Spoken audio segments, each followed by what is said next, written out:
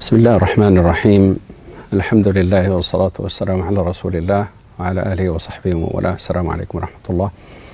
Inshallah ta'ala, as of today, we will start a new series about the practical acts of worship, and we'll start, of course, with wudu, as being the tahara, purification, which is a requirement for a salah.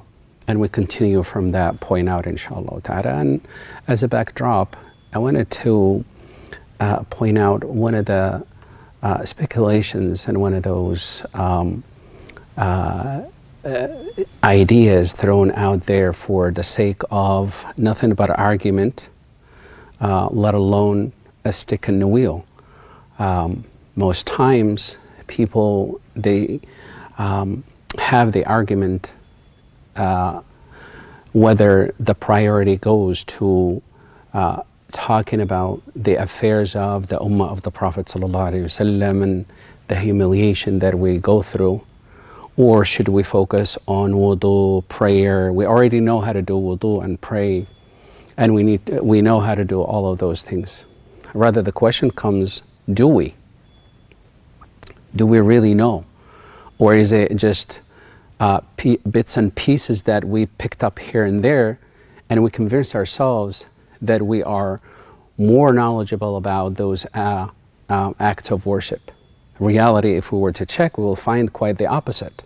And that is, we do not know much of the things that we've been doing for a long time, and we come to find out that we've been doing them all along wrong in most cases, or most of the aspects of those acts of worship. And we will come to see, and you and I will be the judge of that, inshallah, as we go along and we pick on, inshallah ta'ala, all of these aspects. That said, the Prophet ﷺ said to the Sahaba, اعملوا فكل ميسر لما خلق له. He said, sallallahu alayhi wa sallam, to the Sahaba, each and every individual is created with potentials, things that he or she does best.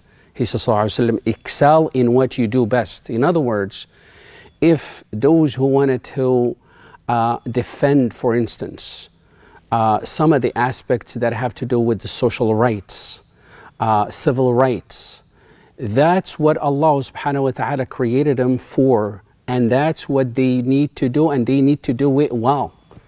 But this is in no way for them to say, well, priority goes to me and the rest need to go to sleep. Quite the opposite, because the ummah of the Prophet ﷺ is very large.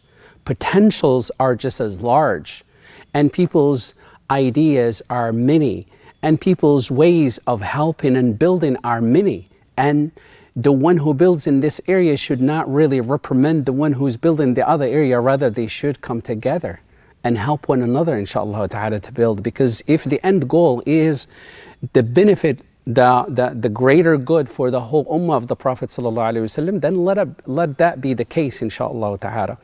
And it is from this backdrop that I wanted us to, inshallah subhanahu wa ta'ala, have that spirit of wanting to have the collective effort. Not only is it to do the social work and do the work that needs to be done to uplift our standards, to remove the harm, the oppression, and all of those things. That's fantastic, and those who are in those fields, may Allah subhanahu wa ta'ala bless them to continue to do so. But at the same time, we should not forget the aspect that has to do with our relationship individually with Allah subhanahu wa ta'ala, that should not be jeopardized by ignoring them, by being very less informed about them. Rather, the idea is for us to have the combination of both. The Prophet ﷺ used to always teach us to make a beautiful, comprehensive dua.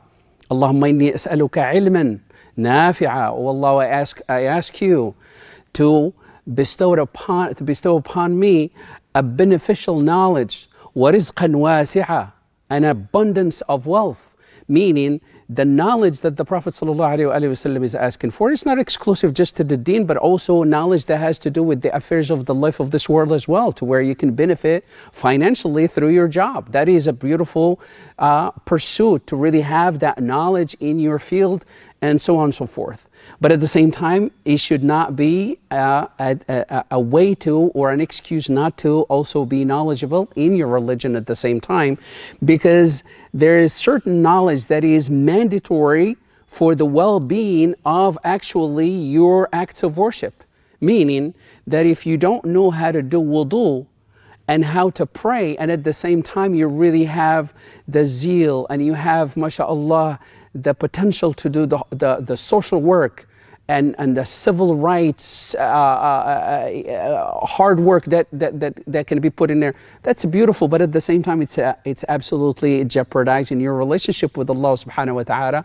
And that is a priority if you were to categorize one and then two.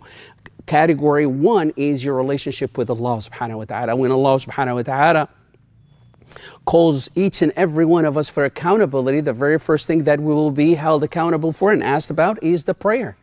And the prayer, as the Prophet ﷺ said, is key for the rest of all of our deeds. If it is good, the rest of our deeds are good with Allah Ta'ala. Then you'll be in good terms with Allah. But if your prayer is jeopardized, then the rest of your deeds are jeopardized. All of your records are jeopardized with Allah. So it is with this sense that we should really have that mentality of having a comprehensive view as to that hard work should not really jeopardize also the knowledge that we should have in regards to our well-being with Allah subhanahu wa ta'ala, in regards to the acts of worship that we're supposed to perform. It's not an option for me to pray. It is the right of Allah upon me to pray.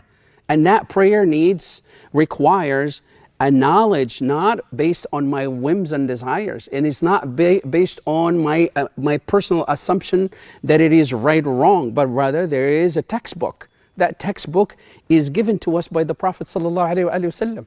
This is how you do wudu, this is how you do salah, this is how you do zakah, this is how you do fasting, this is how you do hajj. This is a textbook by the Prophet ﷺ, because it is how it was handed to him and commanded by Allah Ta'ala through Jibreel to the Prophet ﷺ, and by extension to all of us. It is with this that we should really have the, inshaAllah ta'ala, mentality that the best investment that the Prophet ﷺ in this regard made reference to is the investment we make for our akhirah. In regards to the investment for the life of this world is coming to an end. He said sallallahu alayhi wa sallam to Abdullah ibn Umar. Abdullah ibn Umar is the brother of the wife of the Prophet sallallahu alayhi wa sallam, Hafsa. Both of them, Abdullah and Hafsa, they're the daughter and the son of Umar ibn al-Khattab. He said sallallahu alayhi wa sallam to Abdullah ibn Umar, "Kun fi dunya ka'annaka gharib aw bal abiru sabil." He says, be in the life of this world as you go through your lifespan in the life of this world, as if you are a stranger in a town that nobody knows who you are. So imagine the life of this world and this community where you're living. It is just a town where you are literally a stranger. Maybe you know people, but the reality of it is you live alone, and you will be held accountable alone, just like you came into this world alone. And whatever it is you collect is for your own self with Allah subhanahu wa ta'ala. He says, بَلْ عَابِلُ سَبِيلٌ. Rather, he says, not just he says, rather you should be as if you are passing through. Because what is the difference between a stranger in a town versus somebody who's passing through? A stranger in a town may be a stranger for today, but tomorrow he's gonna strike acquaintances with each and every individual in the community, and all of a sudden he becomes part of the community. But a passing through individual, he is just passing through. He's stranger in the beginning, stranger during his stay, and stranger he is passing through as he passed through the town. The point, investing in the life of this world needs to be based on the extent of our stay in it, which is temporary. And that should be the mentality we should have. Versus the investment that we should gear all of our efforts towards is the investment for our akhirah with Allah subhanahu wa ta'ala. And every single bounty Allah subhanahu wa ta'ala bestowed upon us should be geared to be an investment for ourselves for our hereafter with Allah subhanahu wa ta'ala. And with this, we inshallah ta'ala are going to approach each and every aspect of what we will be talking about.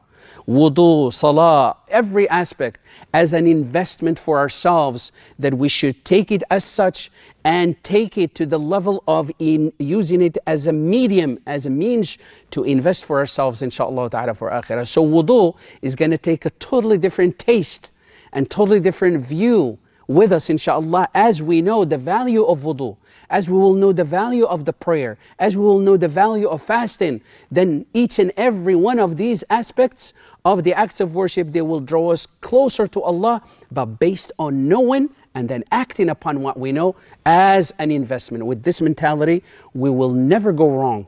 Certainly we will definitely improve our relationship with Allah, with ourselves and with those around us, and you will certainly be surprised just how effective these acts of worship are when it comes to improving our well-being, whether morally, spiritually, socially, all of it, just through these acts of worship that we underestimate. We ask Allah subhanahu wa ta'ala to make us amongst those who, when they heard the speech, they follow the best of it. Wa sallallahu wa sallam ala nabiyina Muhammad walhamdulillahi rabbil alameen.